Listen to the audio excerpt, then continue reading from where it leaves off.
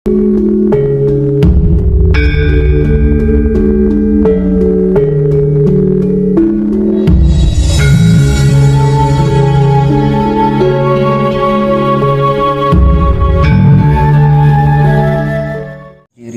manusia yang sudah nyawiji dengan Tuhan itu seperti apa, Romo? Orang yang sudah nyawiji dengan Tuhan ini, jika kita melihat orang tersebut dalam keheningan, orang gagas opo-opo, artinya dalam berkegiatan lumrah seperti pada umumnya.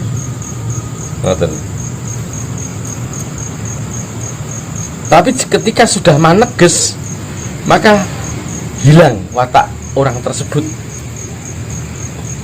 Dia seolah seperti tonggak atau batu yang tidak bergerak, walaupun ada angin, walaupun ada gempa. Contoh Mbah Marijan.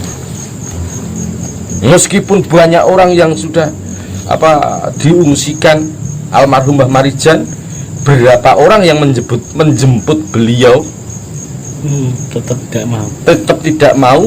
Dan ketika rame-ramenya dia bertafakur, bersujud ke hadapan Allah Subhanahu wa taala, mohon untuk dihentikan gempa itu, maka beliau pun meninggal dengan keadaan sujud. Semoga Mbah Marijan menjadi suri tauladan kita semua orang Jawa, dan semoga Mbah Marijan menjadi umat yang husnul khotimah. Amin. Amin. Orang yang sudah nyawiji dengan Tuhan, apakah nanti matinya bisa dikatakan mati sempurna, atau ada juga yang istilahnya moksa itu? Bisa dijelaskan? Kamuksan itu sejauh saya melihat sampai saat ini,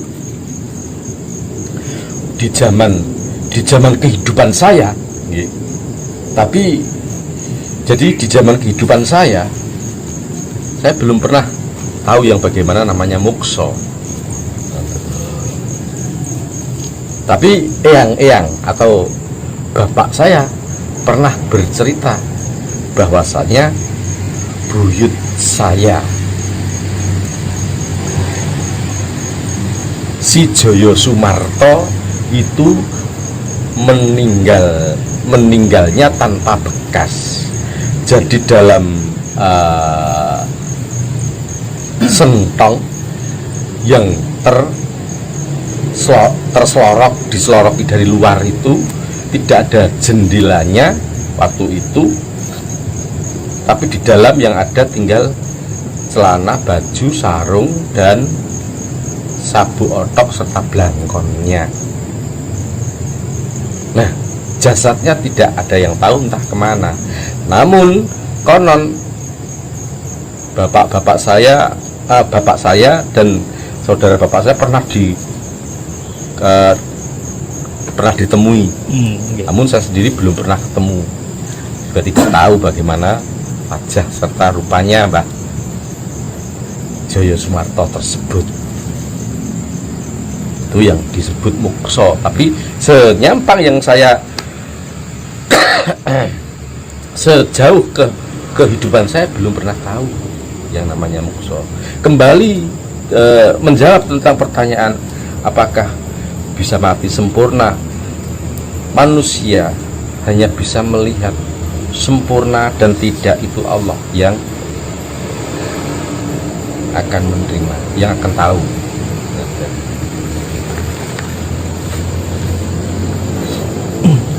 Terkait dengan muksa tadi, Romo, apakah setiap manusia itu bisa mati muksa? Setiap manusia bisa, dengan catatan mereka juga berlaku bersih. Dalam artian bersih, jangankan dengan sesama manusia, dengan makhluk lain tidak pernah menyakiti. Misalkan dicokot lemut atau digigit nyamuk ya ora ditablek. Ana semut barisan ya nyimpang. Ngidek suket wae ya gagedan le njaluk sepuro. Lah seperti itu. Kan mungkin penjenengan juga pernah tahu bahwasanya orang dulu itu ada yang akan menyabit rumput, istilahnya ngarit, itu berdoa dulu. Nyuwun njaluk sepuro karo si suket mau. Kowe tak babar kanggo pakane Rajakaya. Ora kaku nyonyo, kowe pancen kodratmu dadi pakane Rajakaya. Niki terkait dengan pindahnya ibu kota ke Kalimantan. Oh ya. Jika dilihat dari sisi spiritual, kedepannya setelah dipindah ke Kalimantan itu akan semakin baik ataukah sebaliknya? Mas, Nggih. kalau saya optimis akan semakin baik. Secara logika, ibu kota Jakarta itu sudah penuh,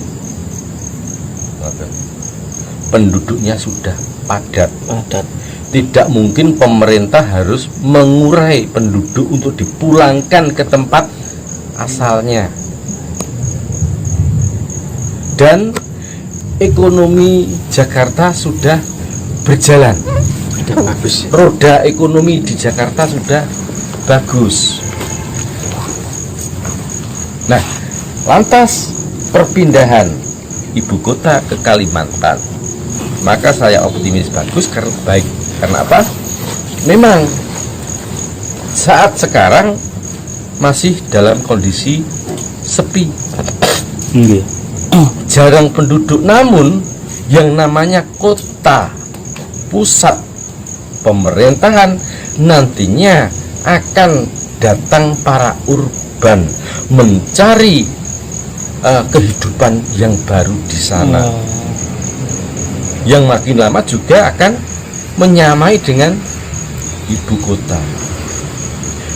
Itu yang pertama. Lantas kedua, Kalimantan sukunya, suku asli Kalimantan masih berpegang teguh pada adat dan tata cara yang dianut, sehingga peradabannya sangat kental sekali. Sementara Nuwun Sewu sekali untuk di Jakarta sudah terlalu maju, bahkan lebih condong ke barat-baratan.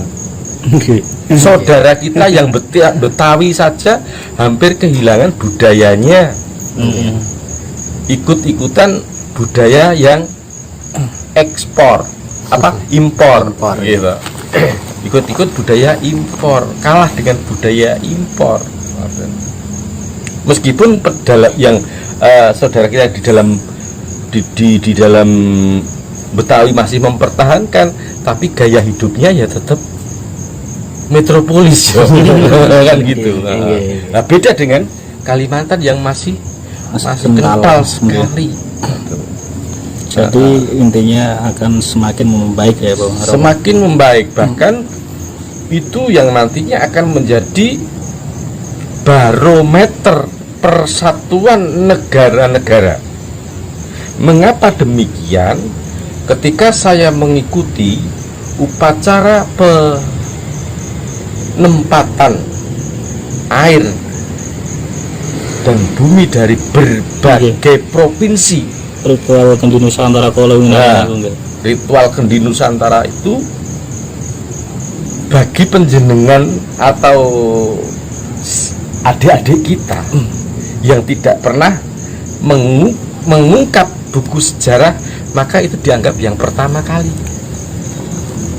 Padahal sebelumnya sudah berdirinya Keraton Surakarta Hadiningrat pindah ke Kartosuro dari Kartosuro pindah ke Surakarta Hadiningrat itu pernah ada di Tugu Solo. Itu di bawahnya tempat menanam apa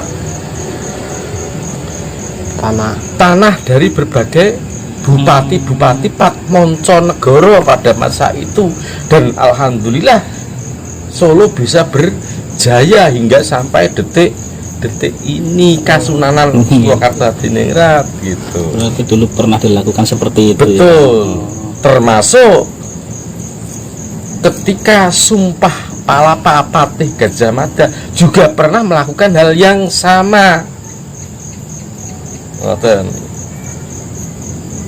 Jadi yang dilakukan oleh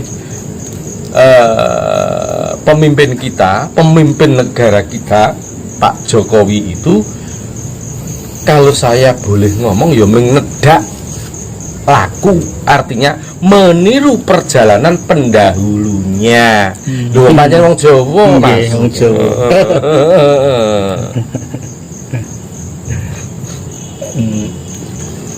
Memang banyak yang mengatakan seperti itu, Romo.